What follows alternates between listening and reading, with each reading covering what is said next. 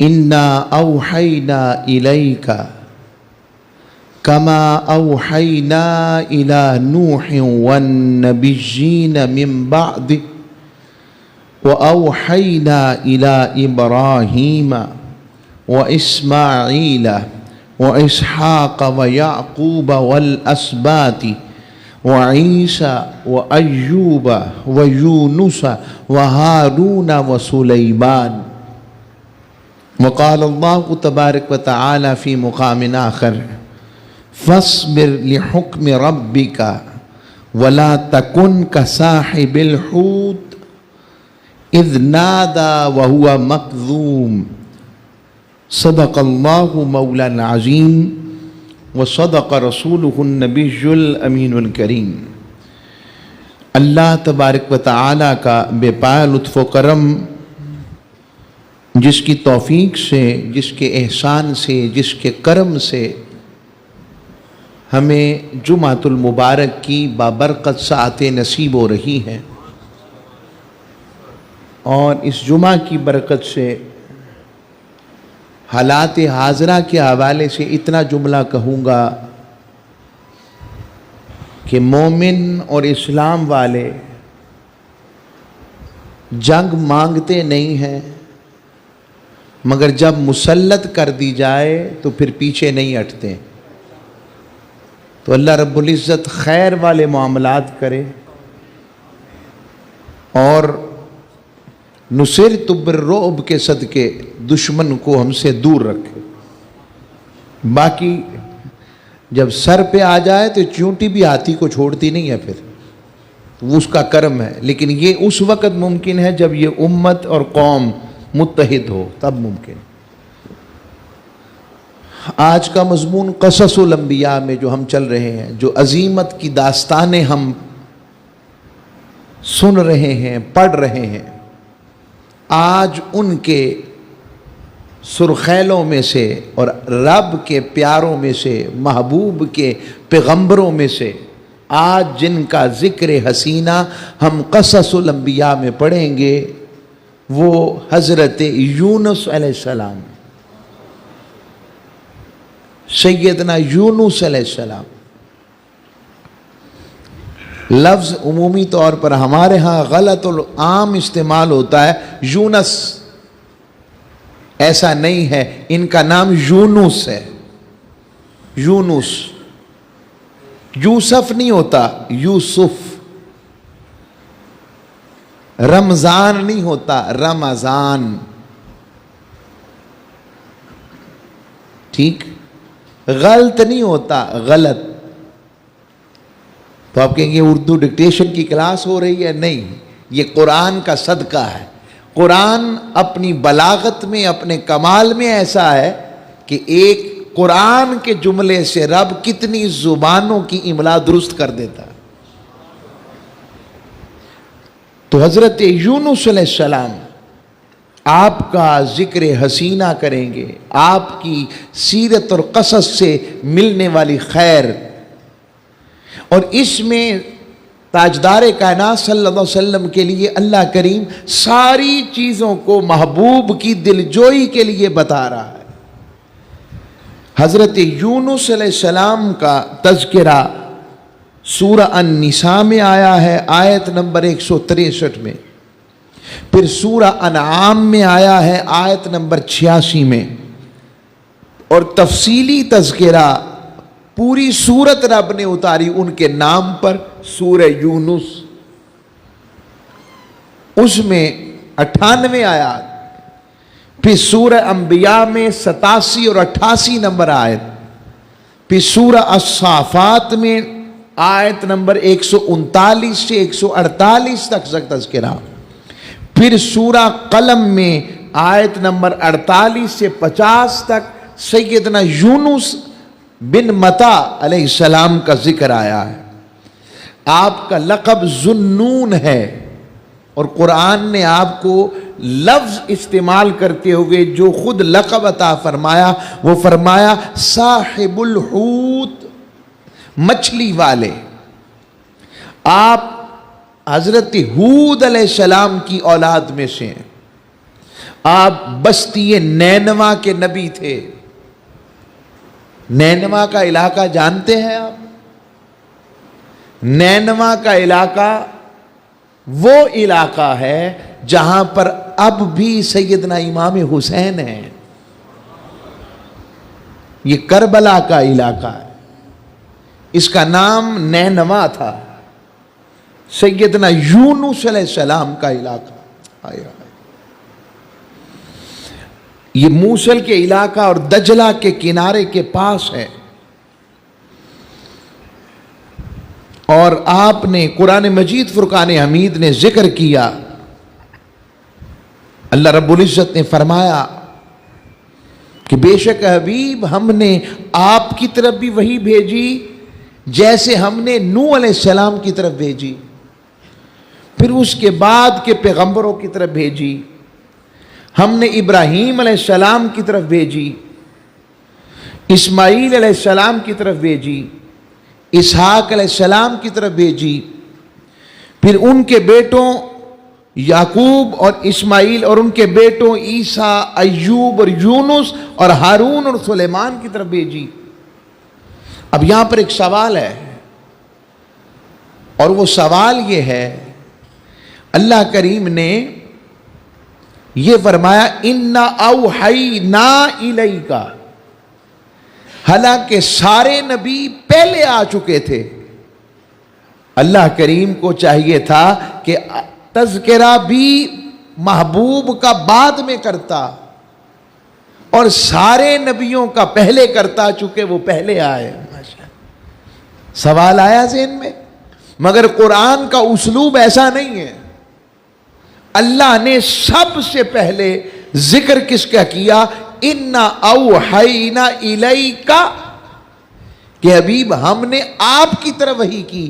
مولا تیرا محبوب تو سب سے بعد میں آ رہا ہے، تو ذکر بھی بعد میں کرتا، پہلے کیوں کر رہا ہے؟ رب اولیت دے کر محبوب کی ذات کو بتا رہا ہے کہ میرا محبوب آنے میں بعد میں ہے مگر ہونے میں پہلے ہے، ہونے میں پہلا ہے۔ اور دوسری بات، اس سے شان رسالت آپ کا رب پتا دے رہا ہے، محبوب علیہ السلام کی ذات کا اور آپ کے بلند والا شان کا اظہار فرما رہا ہے اللہ کریم، کہ حبیب ہم نے آپ کی طرف وحی کی تو یہ نئی نہیں ہے، پہلے بھی کی تھی۔ یہ قرآن کا اسلوب ہے۔ سورہ بقرہ کی پہلی آیتوں میں دیکھیں، اللہ فرماتا ہے حبیب سب سے پہلے جو آپ پر نازل کیا اور اس کے علاوہ جو تھا، انزل الیک بما انزل من قبلک، اس کے ساتھ جو آپ سے پہلے نازل ہوا۔ کیوں مالک؟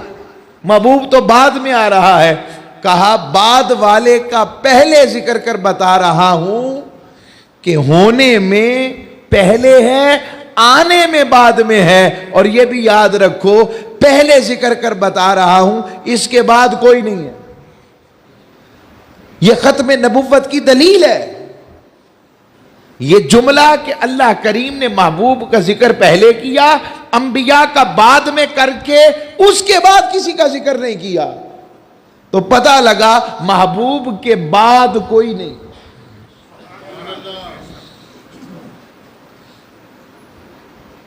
اگر کسی کے ذہن میں ایسی بات آ جائے کہ وہ کوئی بدبخت ہے، اس میں کوئی دلیل بھی نہیں ہے، بس اتنی ایک بات ایسی ذہن میں آئی، حضور کے بعد ایک جملہ عقلی کہہ رہا ہوں، ایسے ہی اس کا تعلق سمجھنے سے ہے۔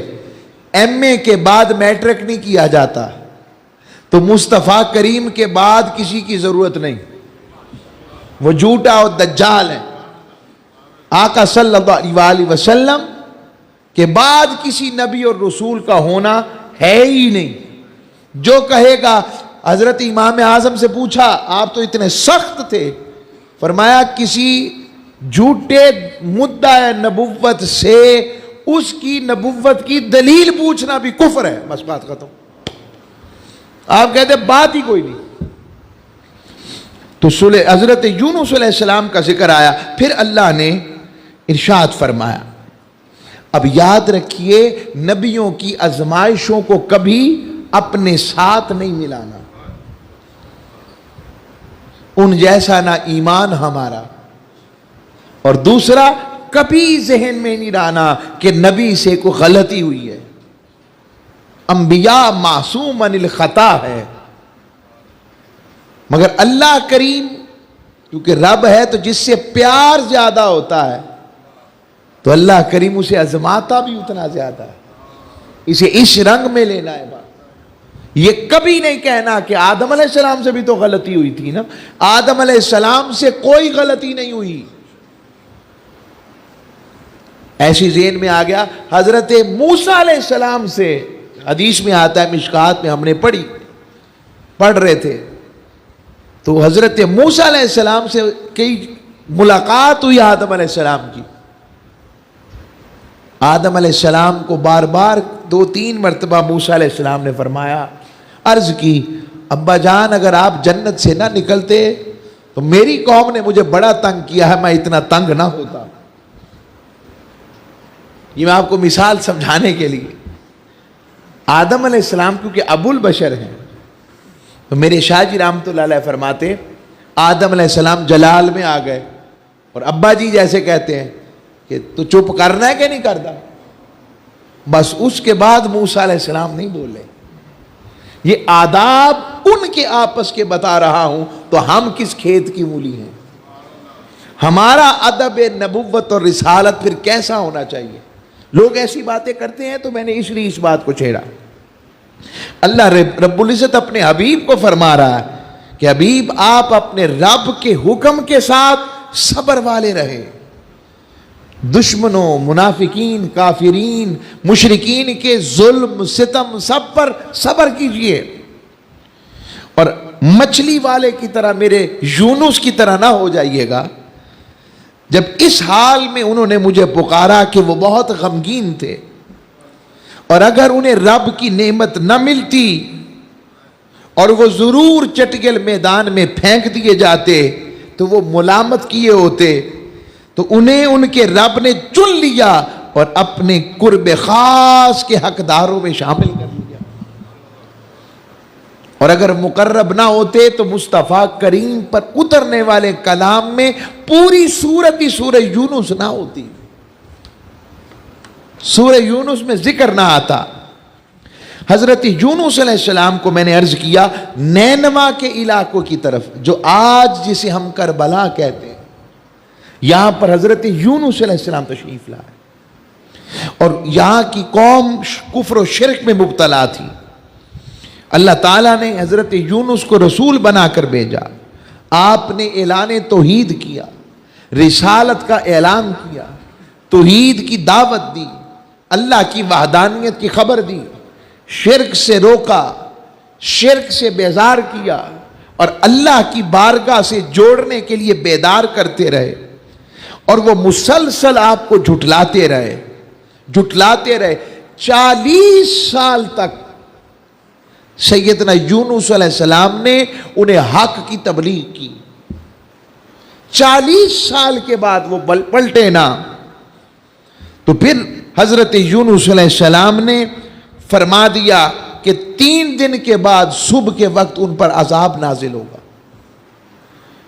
چنانچہ قوم کو نزول عذاب کی خبر دے دی آپ نے، اور ایسا بھی روایات میں آتا ہے اللہ کی مشیت کے مطابق وہ 3 دن میں تھوڑا وقت رہ گیا کہ حضرت یونس علیہ السلام، ایک یہ بھی بات آتی ہے کہ وہ جو جھوٹا ثابت ہوتا تھا اسے قتل کر دیتے تھے، تو یونس علیہ السلام اپنی جان کو وہاں سے بچا کر نکل گئے کہ اور انہیں ان کے حال پر چھوڑ دیا، اور ادھر قوم نے جب عذاب کے آثار دیکھے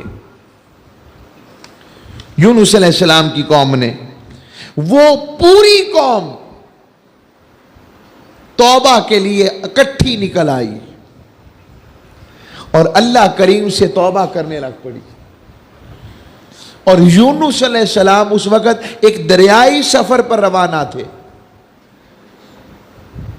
اللہ کریم نے اپنے یونس کو کہا، یونس آپ نے مجھ سے تو پوچھا ہی نہیں اور چھوڑ کر آ گئے انہیں.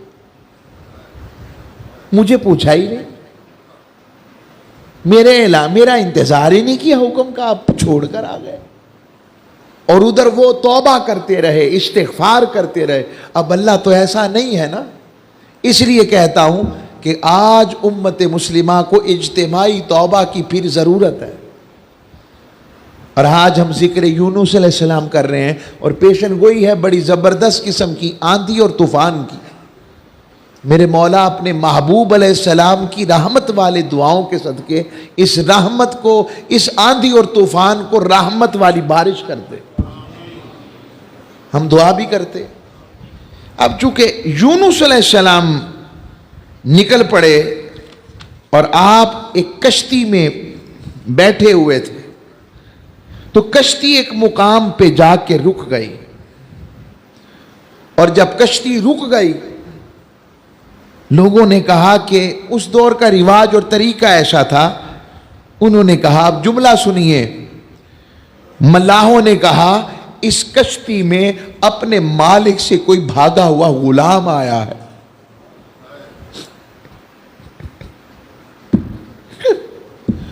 ہم بھی زندگی کی کشتی میں ہیں. ہم سے بڑا بھاگا ہوا غلام کون ہوگا اپنے مالک کا؟ یہ زندگی ایک کشتی ہے, کب موت کے ساحل پر لنگر انداز ہو جائے. یہ کشتی ایک زندگی کی ہے. کب آواز آئے, اسرائیل علیہ السلام آ جائیں اور کہیں کہاں ہے وہ جو اپنے مالک سے بھاگا ہوا غلام تھا, کہاں ہے؟ آ جائے, مالک سے ملاقات کا وقت آ گیا.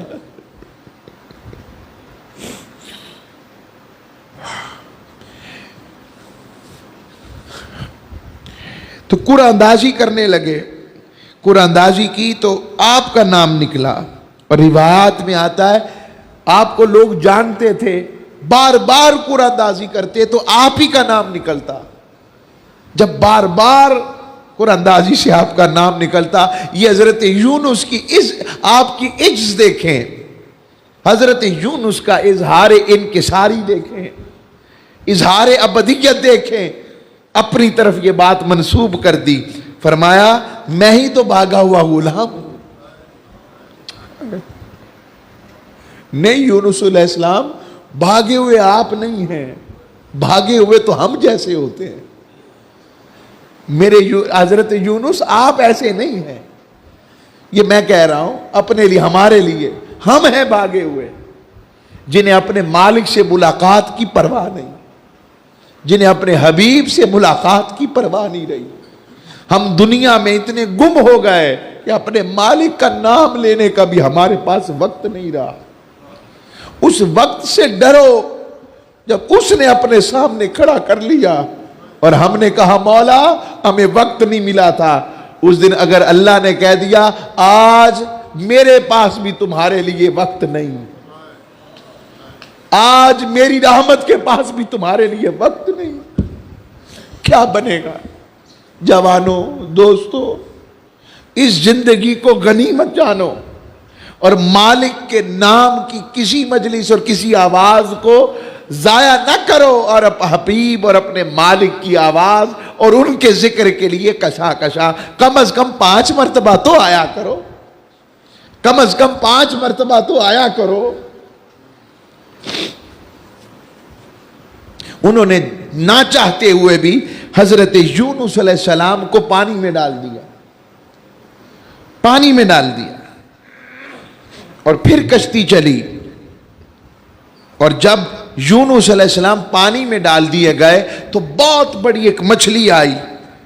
اس مچھلی نے حضرت یونس علیہ السلام کو اپنے اندر نگل لیا. آپ آزمائش دیکھیں, ہم اس آزمائش کا آدھا کیا اس کا ذرہ بھی نہیں برداشت کر سکتے. مچھلی نے نگل لیا. نگلنے کی آزمائش کے ساتھ ہی رب نے اپنے یونس سے محبت کا اظہار کیا اور مچھلی کو کہا اے مچھلی میرا یونس آیا ہے, اسے کچھ نہ کہنا. آیا ہائے ہائے، اسے کچھ نہ کہنا، اس کو تکلیف نہ پہنچے، بس اس کو اپنے پیٹ میں رکھنا۔ اب قرآن کیا کہتا ہے؟ قرآن کریم سورہ صافات میں پکارتا ہے وَإِنَّ يُونُسَ لَمِنَ الْمُرْسَلِينَ اذ ابق الى الفلك المشحون فساهم فكان من المدحضين فالتقمه الحوت وهو مليم۔ فرمایا بے شک یونس رسولوں میں سے ہے، جب وہ بھری کشتی سے نکل گئے تو کشتی والوں نے کرا ڈالا اور یونس دھکیلے جانے والوں میں ہو گئے، پھر انہیں مچھلی نے نگل لیا اور وہ اپنے آپ کو، یہ جملہ بڑا اہم ہے، وَهُوَ مُلِيمٌ وَهُوَ مُلِيمٌ، وہ اپنے آپ کو ملامت کر رہے تھے، یونس تو نے کیا کیا؟ ہم ایسے گناہگار ہیں، ہم ایسے بندے بھاگے ہوئے ہیں جنہیں خبر ہی نہیں ہے کہ ہم اپنے مالک سے بھاگے ہوئے ہیں۔ ہم دنیا کے سیراب میں اس گم ہیں کہ جو یہاں مل گیا ہے یہ کافی ہے، نہیں، میرے مصطفیٰ نے بتایا یہ تو کچھ بھی نہیں ہے، یہ تو کچھ بھی نہیں ہے۔ رب ایسا کچھ دے گا کہ تمہاری آنکھیں ٹھنڈی ہوگی اور ایسا کچھ عطا کرے گا اور دکھائے گا نہ تم نے سنا ہوگا نہ دیکھا ہوگا۔ حضرت یونس علیہ السلام تو یہ حضرت یونس علیہ السلام کا اپنا اجتہاد، تو جب وہ چلے گئے، قرآن پھر کہتا ہے مچھلی کی پیٹ کی تاریکی میں چلے گئے، وَذَنُّونِ إِذْ ذَهَبَ مُغَاضِبًا فَظَنَّ أَن لَّن نَّقْدِرَ عَلَيْهِ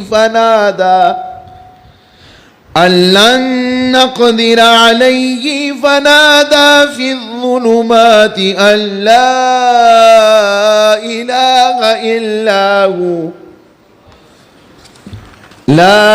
إِلَٰهَ إِلَّا أَنتَ سُبْحَانَكَ إِنِّي كُنتُ مِنَ الظَّالِمِينَ۔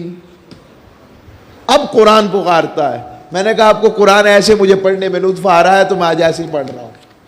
قرآن کہتا ہے کہ ذُنُّون کو یاد کرو میرے حبیب، جب وہ غصے میں چل پڑے تھے، اپنی قوم سے ناراض ہو گئے اور انہوں نے گمان کیا کہ ہم ان پر کوئی تنگی نہیں کریں گے، انہوں نے ہم سے پوچھا ہی نہیں، ہمارے حکم کا انتظار ہی نہیں کیا، اور اس نے اندھیروں میں پکارا، پھر کیا پکارا؟ لا الہ الا اللہ، لا الہ الا، کوئی الہ نہیں ہے، الا انت، تو ہی تو ہے مالک، سبحانک، پاک ہے تو، انی کنت من الظالمین، بے شک میں ہی ظالموں میں سے ہوں، میں ہی بے جا ہوں۔ یہ میں اپنے لیے کہہ رہا ہوں، ہم حضرت یونس علیہ السلام کے لیے لفظ ظالم کا نہیں، بے جا ہوں بس، جو رب کے محبوب ہوں جملے بھی ان کے مطابق ہوں۔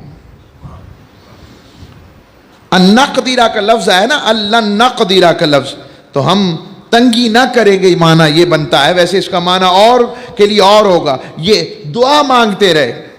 اور ایک روایت میں آتا ہے 20 دن، ایک روایت میں آتا ہے 40 دن، اور ایک روایت میں آتا ہے 70 دن اللہ نے اپنے یونس کو مچھلی کے پیٹ میں رکھا۔ اللہ اکبر، اور مچھلی کے پیٹ میں رکھا۔ اب میں آپ سے پوچھتا ہوں، رب، اب عقل کیا کہتی ہے؟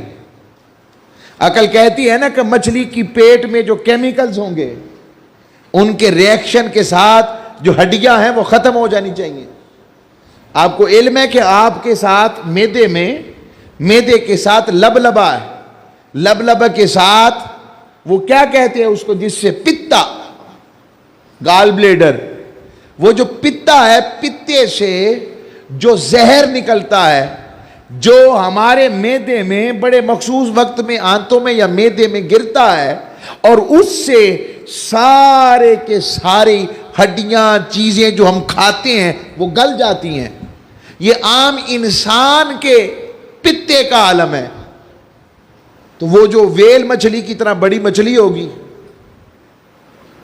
بولیے، تو عقل مانتی ہے کہ وہ زندہ بچ جائیں یا وہ باقی رہیں یا ان کی زندگی رہے؟ بس میں ایک جملہ دینا چاہتا ہوں، رب اپنے محبوبوں کو یوں ہی قبر میں زندہ رکھتا ہے.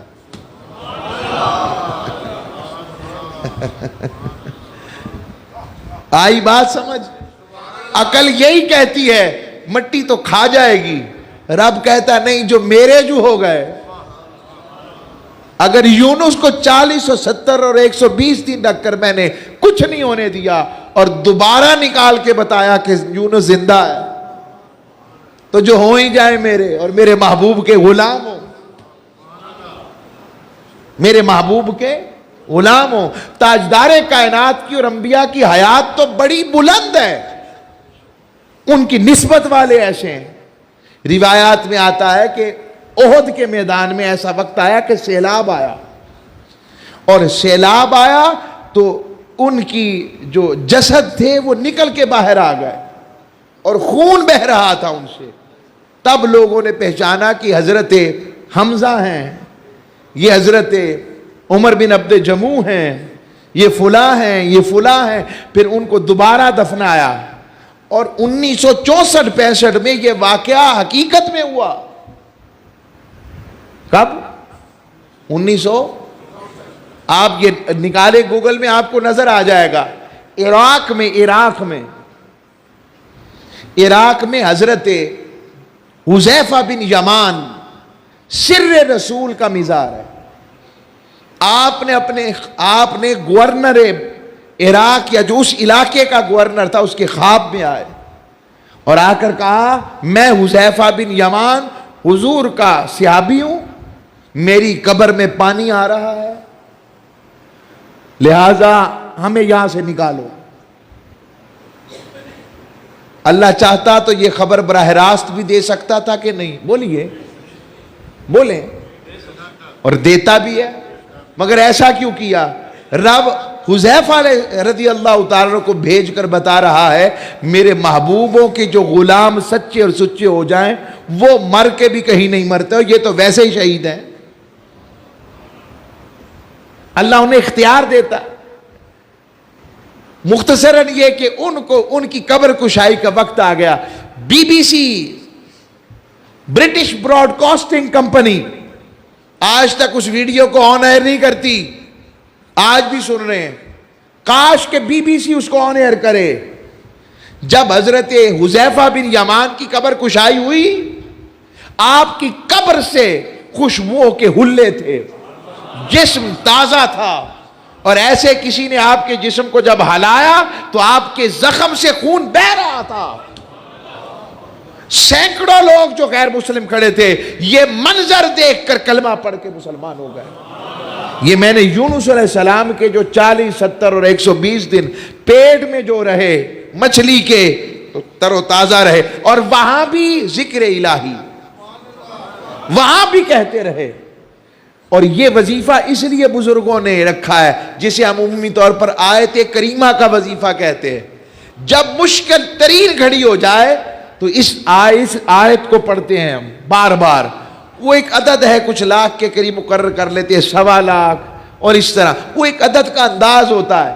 مگر اس کو پڑھنے سے رب تاریکیوں کو نور میں بدل دیتا ہے، روشنی میں بدل دیتا ہے، ظلمات کے اندھیرے ختم کر دیتا ہے، ظلم ختم کر دیتا ہے، ہر قسم. تو آج بھی مومنوں کو چاہیے کہ کثرت سے اس کا وظیفہ کریں اپنے گھروں میں معاملات کے لیے درود پاک کے ساتھ. تو یہ یونس علیہ السلام نے یہ جب تسبیح کی 40 سے 70 سال کے بعد، 70 دنوں اور 120 دنوں کا بھی ذکر آتا ہے. فَنَبَذْنَاهُ بِالْعَرَاءِ وَهُوَ سَقِيمٌ، اسی مچھلی نے یونس علیہ السلام کو انڈیل دیا. مگر جب وہ باہر آئے تو کچھ بیمار تھے، رب نے ان کا سب کچھ قبول کیا. اب قرآن کہتا ہے، یہ کوئی کہانی نہیں سنا رہا، قرآن سنا رہا ہوں. قرآن کہتا ہے وَأَنبَتْنَا عَلَيْهِ شَجَرَةً مِّن يَقْطِينٍ، قرآن کہتا ہے می یقطین. یقطین کیا ہے؟ آپ میں سے کسی نے کدو شریف کا درخت دیکھا؟ درخت بیل دیکھی ہوگی، درخت نہیں دیکھا. رب نے اپنے یونس کے لیے کدو کا پورا درخت معجزتاً وہاں لگا دیا، جس کے سائے کے بڑے بڑے اس کے بے پتے تھے، اور اس میں یونس علیہ السلام اس کدو کے پیڑ کے نیچے آرام کرتے رہے. اور یہ بھی روایت میں آتا ہے، اور اس کو روایت کیا ہے امام خازن نے سورہ صافات کی روشنی میں، کہ ایک بکری آتی تھی اور وہ آپ اپنا تھن جو ہے حضرت یونس علیہ السلام کے منہ میں رکھتی تو آپ دودھ پیتے تھے. یوں رب انتظام کرتا. مجھے پتا ایک بات کا لگ گیا ہے، جو رب والے ہوں اور رب کے لیے عمل کریں، دنیا میں لگے ایسے کہ اب کوئی راستہ ان کے لیے نہیں رہا، رب ان کے لیے وہاں سے راستہ بناتا ہے جہاں کوئی تصور بھی نہیں کر سکتا، مگر ہو وہ مالک کے لیے. میں نینوا کی بات ہو رہی ہے نا، اچانک پوچھتا ہوں کتنے 100 سال ہو گئے سیدنا امام حسین کی شہادت کو؟ کیا اس وقت کو کیمرے تھے، کوئی ٹی وی تھے؟ کوئی تھا؟ کچھ نہیں تھا. 72 کا قافلہ 70,000 کے قریب یا جتنا بھی لشکر وہ جو یزیدیوں کافروں کا تھا، انہوں نے شہید کر دیا، ختم کر دیا، گھوڑے دوڑا دیے، سب کچھ ہو گیا. اب ذکر ہونا، وہ یہی چاہتے تھے نا کہ حسین کا ذکر نہ رہے، وہ یہی چاہتے تھے حسین کی بات کوئی نہ کرے، حسین کا ذکر نہ رہے. رب نے کہا ہو میرا اور میرے لیے سب کچھ قربان کرے. کیسے ہو سکتا ہے میں رب اپنے مصطفیٰ کے پیارے کا ذکر بند کر دوں؟ ارے ہم نے کیا، سکھوں کے پیشوا گرو نانک وہ کہہ اٹھے. کسی نے کہا بابا جی آپ جگت گرو ہیں. کہنے لگا بالکو جگت گرو میں نہیں، جگت گرو حسین ہے. ایسی کرنی کر گیا جو سنے سو روئے. پتہ لگا جو عمل رب کے لیے ہو، لوگ چاہیں کہ اس کی خبر نہ ملے، لوگوں کو پتہ نہ لگے، اس کا نام نہ رہے، اس کی بات نہ ہو، ارے لوگوں کے کرنے سے کچھ نہیں ہوتا. جب رب چاہے کہ بندے کی خلوص کو قبول کروں، رب ان کی محبت لوگوں کے دلوں میں ڈال دیتا. یہی یونس علیہ السلام نے خبر دی، آپ کے کدو کے پیڑ نے خبر دی کہ جہاں پر راستے بند ہو جائیں، اپنے مولا کا راستہ بند نہ کرو. بس اپنے مولا سے راستہ بند نہ کرو، اپنے مولا کا واسطہ بند نہ کرو. لوگوں اپنے مولا سے جڑے رہو، اپنے مولا سے بستا رہو، اپنے حبیب سے جڑے رہو. دنیا کی ظلمات اور پریشانیوں سے مت گھبراؤ. ارے اس کے بعد، ہر مشکل کے بعد آسانی ہے، خیر ہے. یقین جانو جس نے دان دیے ہیں وہ تمہیں روٹی بھی دے گا. یہ اصول ہے. جس نے دان دیے وہ تمہیں بھوکا رکھنے کے لیے دانت نہیں دے رہا، وہ روٹی دے گا، مگر روٹی کا وہ طریقہ اپناؤ جو اس نے عطا کیا ہے. وہ حلال ہے، رزق حلال ہے، جائز ذرائع ہیں، کہ ایسا راستہ جس سے تم اپنے مالک سے دور نہیں ہوتے. تو آپ آرام کرتے رہے اور پھر آپ ٹھیک ہو گئے. آقا صلی اللہ علیہ وسلم سے پوچھا بھی، حضور علیہ الصلوۃ والسلام نے اس حوالے سے میں حدیث بھی آپ کو سنا دیتا ہوں. کبھی بھی کدو کو اگر دل نہ بھی کرے، اس کے لیے ناپسندیدگی کا اظہار نہیں کرنا. اپنی اولاد اور نسلوں کو بتائیں، نسلوں کو بتائیں کدو شریف ہے. مارکیٹ میں بھی لانا جائے تو یہ نہ کہیں کدو دے دے، حلوہ کدو دے. کیا کدو ہے؟ اس کو کدو شریف ہے. وہ پوچھے گا یار کدو شریف کیسے ہو گیا؟ کہا محبوب کو جو پیارا تھا. زندگی کی چھوٹے سی رمق سے آپ ادب رسالت معاف اور محبت کا اظہار کر رہے ہیں عملاً. تو ایک مرتبہ حضور سے عرض کی یا رسول اللہ آپ کو کدو شریف بہت پسند ہے. فرمایا ہاں اس لیے کہ یونس کا درخت کا پھل ہے. یونس علیہ السلام اسی کے چھاؤں میں رہے تھے، کیونکہ انہیں پسند ہو گیا رب کی طرف سے تو مجھے بھی پسند ہے. اور یہ پھر یونس علیہ السلام واپس آ گئے، قوم نے معافی مانگ لی، اللہ نے پھر سے رونقیں جب تک چاہا وہ حیات و بقا رہے۔ اس سے خبر ملتی ہے کہ رب کے محبوبوں سے جڑے رہو اور ان کی سیرت سے صبر و استقامت کی خیر لیتے رہو۔ اللہ ہم بھاگے ہوئے غلاموں کو بھی قبول کر کے واپس اپنے پاک بندوں کی صحبت والوں میں شامل فرما۔ وما علیہ الا البلاغ۔